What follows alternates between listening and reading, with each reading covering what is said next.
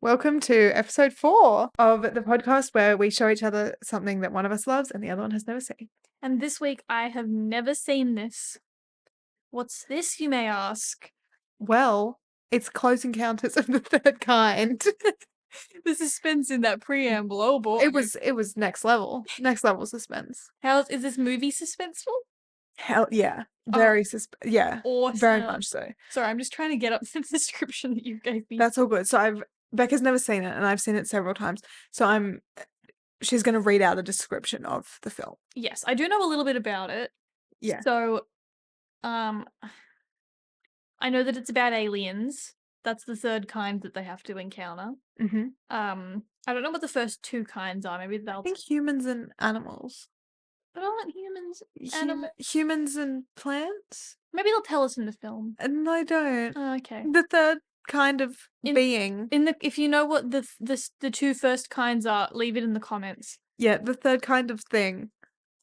But I know it's about aliens, and I know that the geographical feature of Devil's Tower is featured heavily, which I have been to. Yes. So it's in Wyoming, and it's this big fat rock. Big fat rock. Out of just flat, massive rock, flat. Yeah. So I know that that's in it. And I know that Richard Dreyfuss is in it. Steven Spielberg directed it, not our Mexican non-union counterpart, Senor Spielbergo. That's from The Simpsons. Becca loves The Simpsons. Yeah. We tried to think of a Simpsons episode that you hadn't seen that I could show you for this. Yeah, we can think of any because I've seen up anything that's like decent. Yeah, exactly. I think I may have seen more of The Simpsons than you have. I easily. Yeah. I don't watch past season like 11. Yeah. Anyway. Okay, shall you read this? Yes. So all right. So Close Encounters. Ooh. Yuck. Close Encounters of the Third Kind is a 1977 science fiction film directed by Steven Spielberg. It was his third film with a theatrical release and first film after the breakthrough success of Jaws. Starring Richard Dreyfuss, Melinda Dillon, and Terry Garr, the parallel storylines follow an official investigation into UFOs and mysterious happenings, as well as several everyday people becoming obsessed with what they believe may be encounters with something extraterrestrial. Close Encounters of the Third Kind is regarded as a great science fiction classic and has been cited as a factor in the huge resurgence of science fiction in the 1980s, as well as being a favorite film of some of the world's most famous directors. But despite all that, it's not one of the most famous science fiction films in the year 2025. Like, people who like science fiction love this movie. Yeah. But people who just, casual watchers wouldn't necessarily think of it off the bat. Like, you think Steven Spielberg, you think Jaws, you think E.T. Think Jurassic Park. Exactly.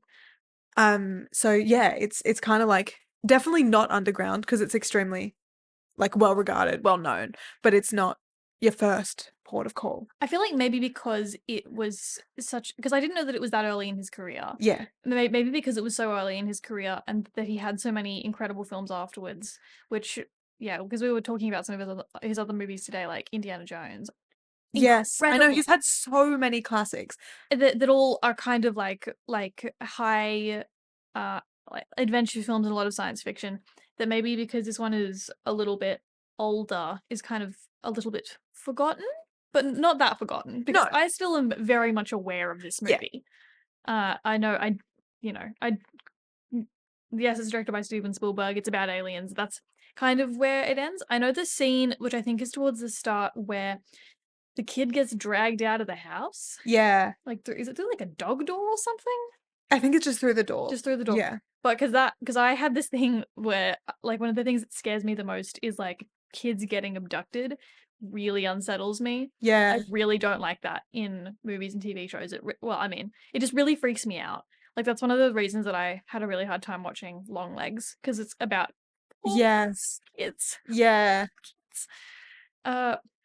So I know that's kind of it. Like, I haven't seen a ton of this movie. I know that Richard Dreyfuss is like goes kind of crazy in it as well. Mm-hmm.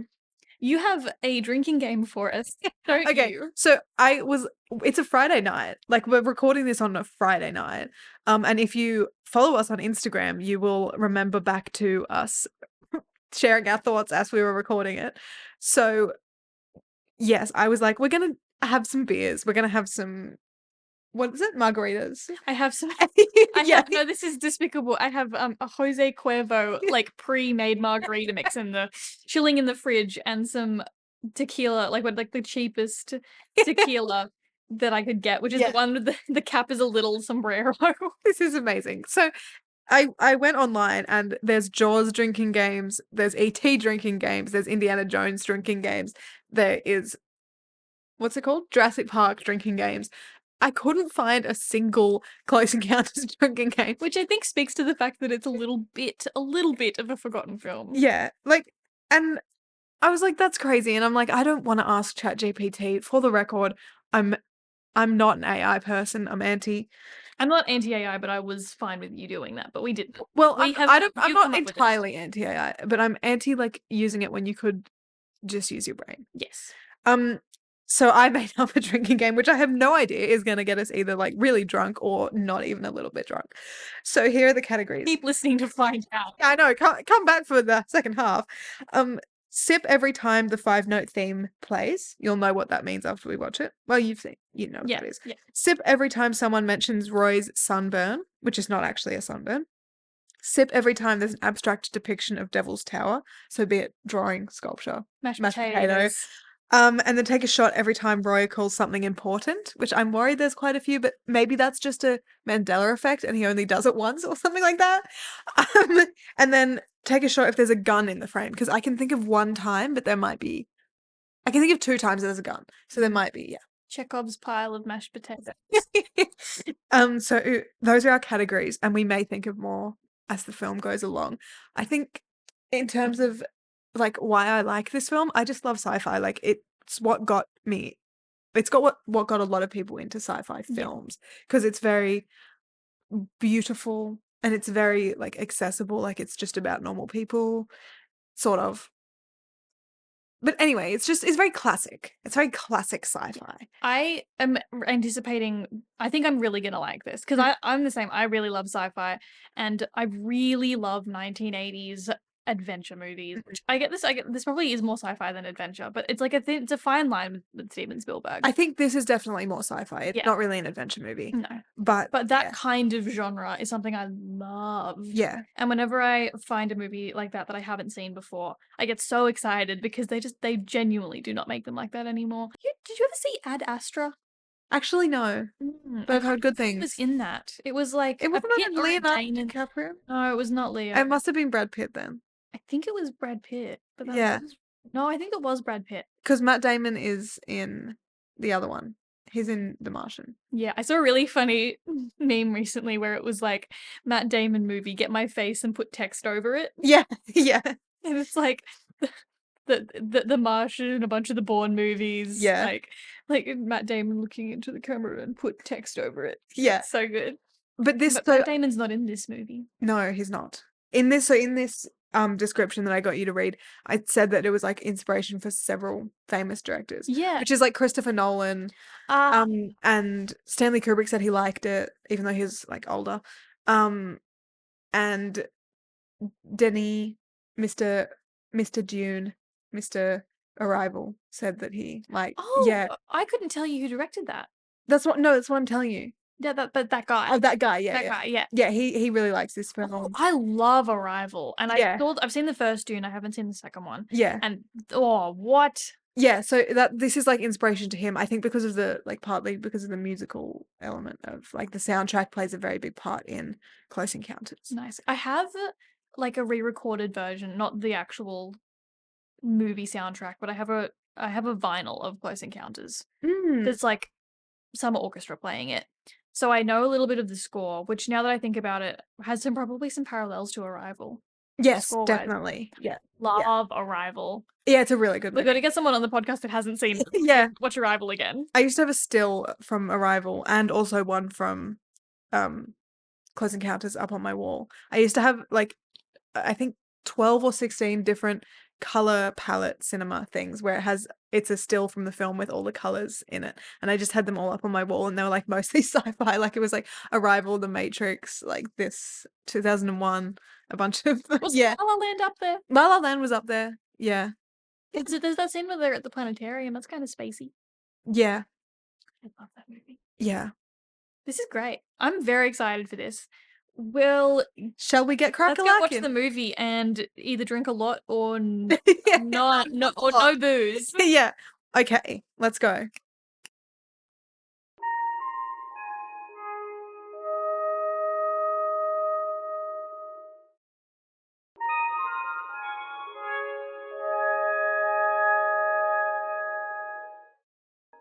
Welcome back to part 2. Full disclosure, this is take 2 because we had some technical difficulties, which, may or may not have been caused by the fact that we were playing a drinking game. Uh, Yeah. uh, I, Do you wanna sorry. successful drinking game Mm, for the most part. mm.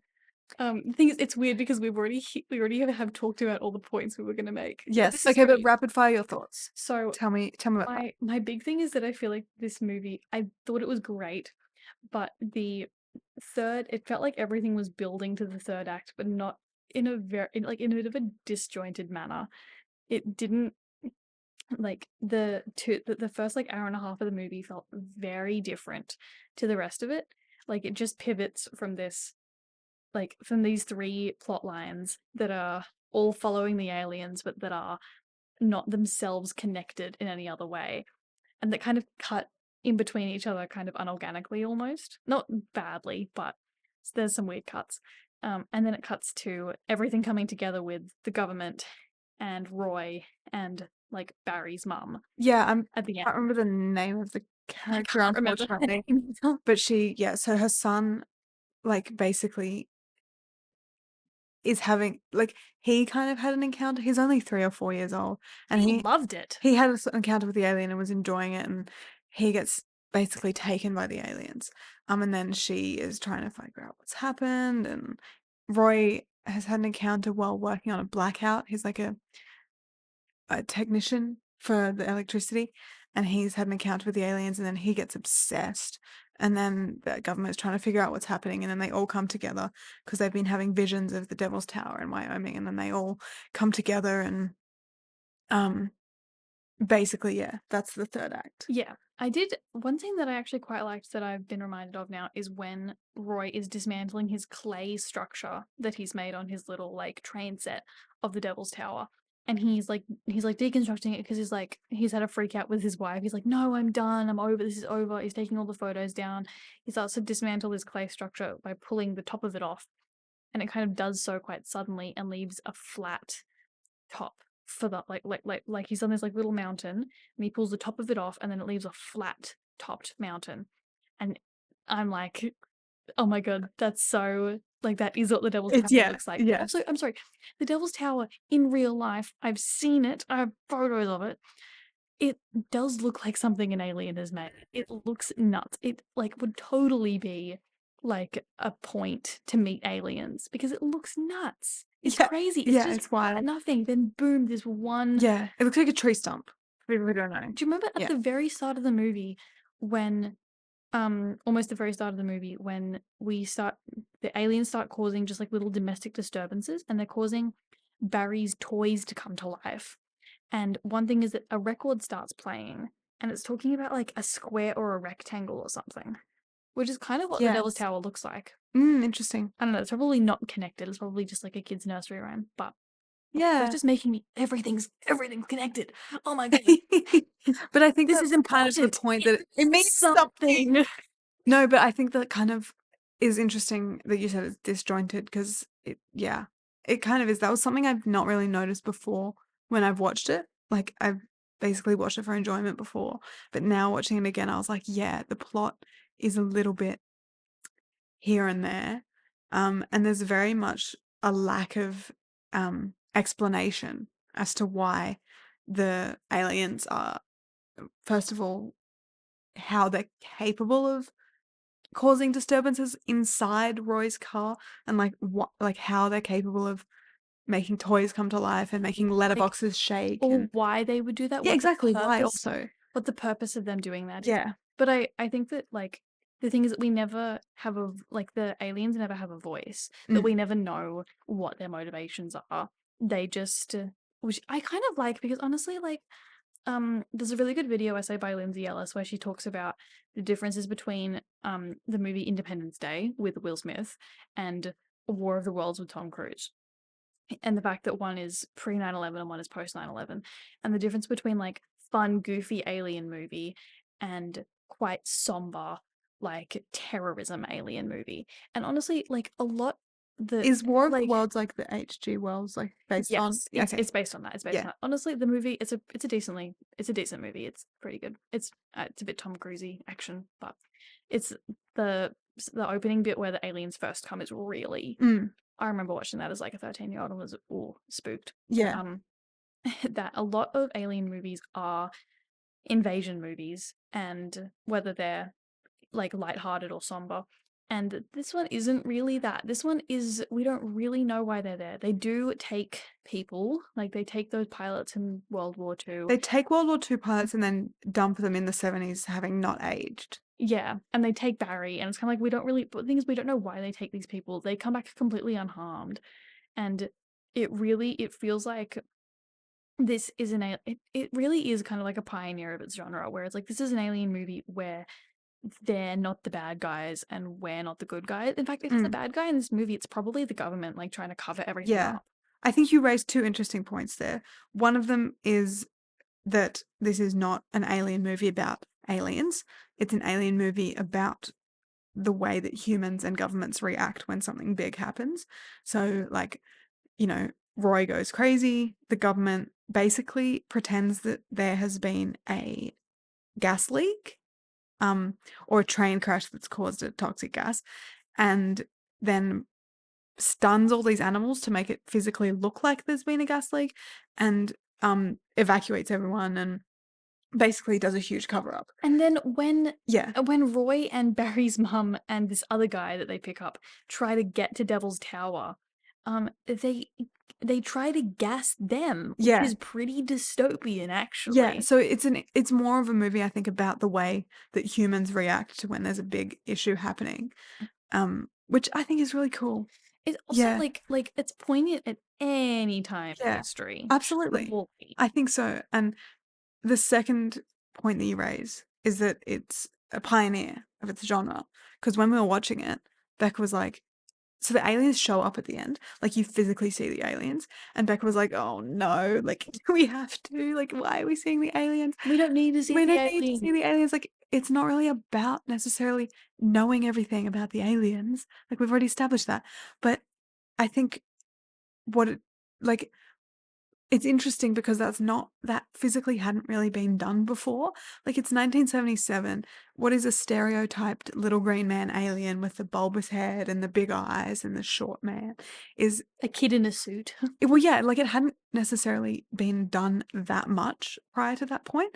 Because It's the same year Star Wars came yeah, out. Like, this is when it's people early. started making moves in this genre that Yeah, hadn't been done before. yeah. So you can make an You can alien make a little green. Yeah, and then people are gonna be like, "Hey, oh my goodness, that's an that's an alien. alien. We're gonna stereotype the fuck out of that." Yeah, And now that's what an alien mm, looks like when you think of one, which exactly. is actually crazy. Like, you tell Yeah, me to think of an alien, and I think of exactly what was in that movie, but yeah. like bright neon Mm. green. And as far as I know, this movie was based on like it's an original screenplay. It's not based on a book or anything. It was based on um like encounters that people had had in the 50s and 60s that they'd written into newspapers and they'd, gone on TV and said, "Oh, I've had this encounter with an alien and this is my description of." And then the phrase little green man and the way that that bulbous head and stuff was described had become like in the media and stuff in the 50s. And so then this was a depiction of that, which is very interesting that, I wouldn't have known that if I wasn't reading into this Yeah. movie. Like it's really pioneering in that genre of understanding what aliens look like. And especially like that Steven Spielberg had a different vision for what that would look like compared to his team. Like I believe they tried to film it with puppets and they had several ideas of what these aliens would look like. But then he was like, no, they need to have large heads, like they need to be human. So they're just children in suits. Like they're just kids in suits. But it's just interesting that like Steven Spielberg has so much sway over what we think like. Which is just like something that we've talked about is the fact that this really does feel like an early Steven Spielberg movie, where it's like he's still hitting his stride, he's still honing his craft here, like obviously, and the fact that like this the movie that the next movie that he made after making Jaws. Jaws is very slow. There's a long bits of Jaws where there is no shark, where there are no Yeah. jaws. Yeah. There are human ones, there are no shark jaws. And it's like, actually, this is a big step up from that. I think just Mm. like engagement wise, I think this is a lot more watchable and fun. Yeah. I think so. How many times do I call a movie fun on this podcast? I almost wanted to do a little checklist last episode of how many times we called Solo fun. But yeah, I think I was saying the first time we recorded this that because you were saying it was disjointed, but it was, I totally agree. But that still Steven Spielberg managed to take his capability of making something that is sort of scary. Like he takes that ability to make you uneasy, and he also takes that ability to make you really care about certain characters. And he took those two capabilities and then went on to create a movie with a really good through line, which was E.T. Like Yes, he basically learnt from Close Encounters and then went and made E.T., which is so cool. Like I E.T. was huge E.T. as was an well. incredible film. But like culturally, it was like a sensation Yeah. almost. Like I remember that my aunt had this ET toy when she was little, Yeah. and I was terrified of it when I was a kid because it was like really old and like peely. And I remember whenever my grandma used to go and get ET out, I would run and hide. Seriously, it was fucking scarring. But like it's like ET, I think is a much stronger movie than Mm. this. Yeah, because he learnt from this. Yeah. As far as like that's what I see. But also like at the end of this movie, I care about Richard Dreyfuss.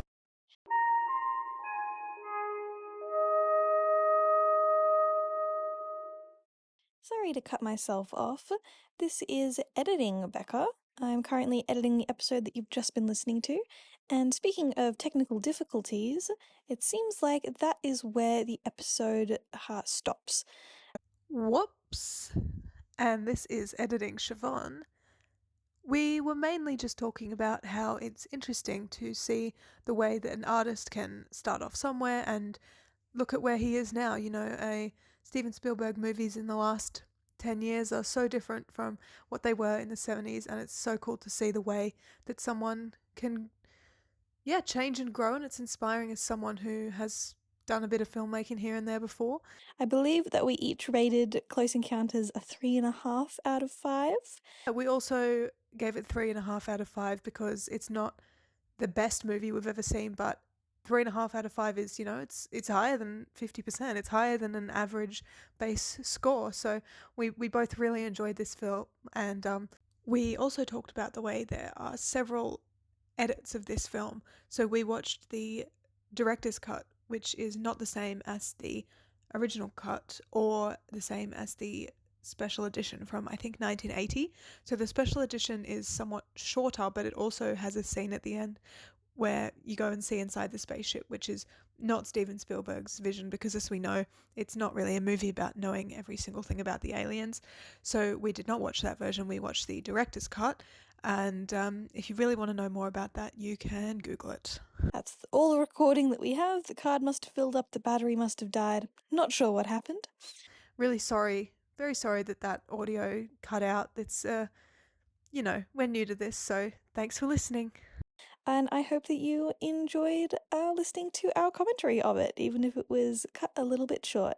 We'll see you in 2 weeks.